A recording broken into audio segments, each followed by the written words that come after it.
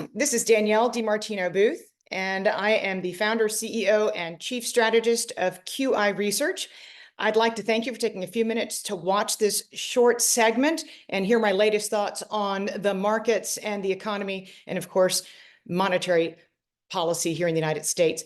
Thank you for your feedback. Please, if you don't already follow me on YouTube, please do so and invite your friends to come and watch as well. Take care. Bye-bye. Folks, let's bring back in our panel Danielle and Ali. So, trying to get these questions in about the Trump administration and all these things that President Trump wants to do, and he's laying it out there that initially they don't have anything to worry about because the legislative process takes a long time, but they will start to model for this stuff. And make certain assumptions just in case it all goes through. Yeah, I know, but it sounds like we'll be retired before they come to any conclusion from these models. And I do want to take my hat off to Powell for one thing, and that is not allowing the tax cuts to go away doesn't do anything additive towards the economy. And that's what he's talking about. He's saying new legislation is going to bring about new consequences, new circumstances, new backdrop. But we're not even, the Trump administration isn't even talking about that yet. What they're talking about is not getting rid of tax cuts. That's not at the margin going to spur inflation or spur any kind of economic growth. It's going to prevent economic growth from slowing, but it's not going to cause it to speed up either. And that really is what he's speaking to right now. Ali, what's standing out the most to you?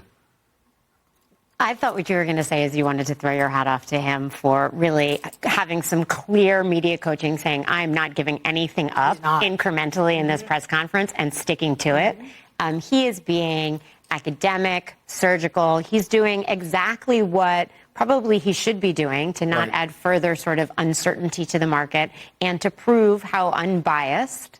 With everything we've been hearing about Trump's affinity for people in the industry versus career politicians, what he is saying is we are going to look at the data. We are going to look at the data from a fiscal perspective, from a legal perspective, from an additive perspective.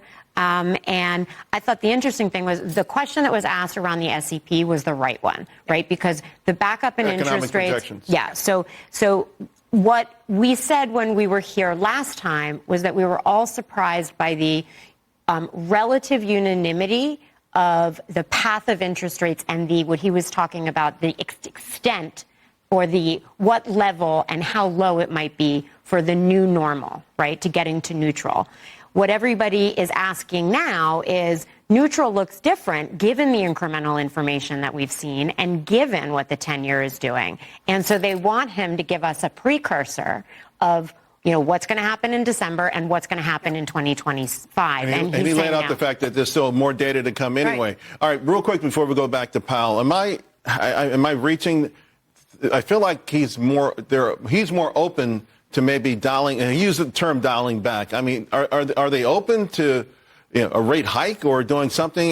Making any adjustments? That's completely still off the table. No, I don't think he's trying to intimate that in any way, shape, or form. He had that one memorized. We don't guess, we don't speculate, we don't assume. So I don't think he's trying to send any. He just said we're not sending a signal. Okay. All right. Let's go back to Jay Powell.